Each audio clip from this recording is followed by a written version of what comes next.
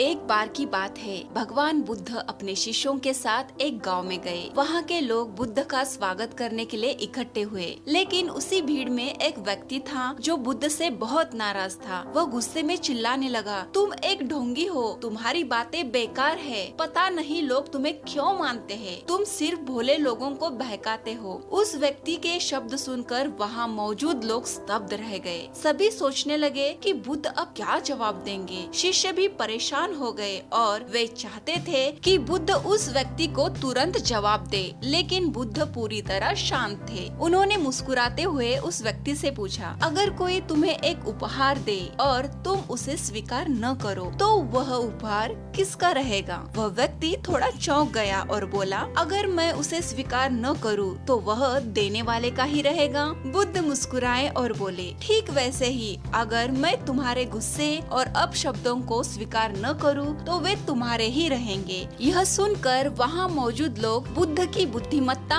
और धैर्य से बहुत प्रभावित हुए, लेकिन वह व्यक्ति अभी भी पूरी तरह से संतुष्ट नहीं था। वो फिर से बोला, तुम बस चतुराई से उत्तर देना जानते हो, लेकिन यह जीवन वास्तविक कठिनाइयों से भरा हुआ है। जब कोई तुम्हें अपमानित करता है तो क्या सच में तुम दुखी नहीं होते? बुद्ध शांत स्वर में बोले, अगर कोई व्यक्ति अंधेरे में जलती हुई मशाल लेकर चलता है और किसी के ऊपर फेंकने की कोशिश करता है तो क्या होगा? व्यक्ति बोला, अगर सामने वाला बुद्धिमान होगा तो वह हट जाएगा और मशाल उसे जलाने की बजाय जमीन पर गिरकर बुझ जाएगी। बुद्ध फिर से मुस्कुराए और बोले, बिल्कुल सही, गुस्सा भी ऐसा ही होता है। अगर हम उसे पकड़ कर रखते हैं तो वह हमें जला ही देती है, लेकिन अगर हम उसे अपनाने से इनकार कर देते हैं तो वह खुद ही समाप्त हो जाता है। इस बार वह व्यक्ति पूरी तरह शांत हो गया। उसकी आंखों में बुद्ध के प्रति श्रद्धा जाग उठी। उसने बुद्ध के चरणों में गिरकर माफी मांगी और बोला,